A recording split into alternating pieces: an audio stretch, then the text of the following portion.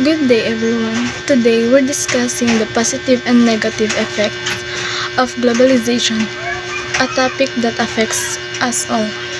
It's a powerful force shaping our world, but like a double-edged sword, it brings both incredible benefits and significant challenges. On the positive side, globalization has fueled unprecedented economic growth. Increased trade and investment have lifted millions out of poverty, particularly in developing nations like the Philippines. We've seen advancement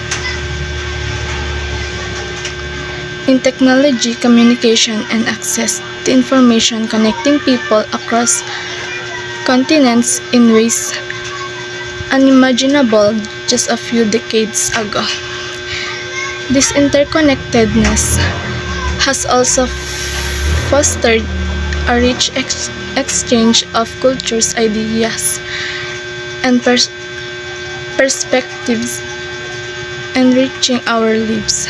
Think about the delicious food we enjoy, the diverse music we listen to, and the global collaborations that push the boundaries of art and innovation. However, globalization isn't without its drawbacks. The pursuit of economic growth often comes at the expense of the environment. Increase the production and consumption lead to population, deforestation, and climate change, issues that disproportionately affect vulnerable communities. While globalization has lifted many out of poverty, it has also exacerbated economic inequality, creating a widening gap between the rich and the poor, both within and between nations. Furthermore, the spread of global culture can lead to the erosion of local traditions and languages, a phenomenon known as cultural homogenization. This can threaten the unique identity and heritage of different communities. So, how do we navigate this complex landscape?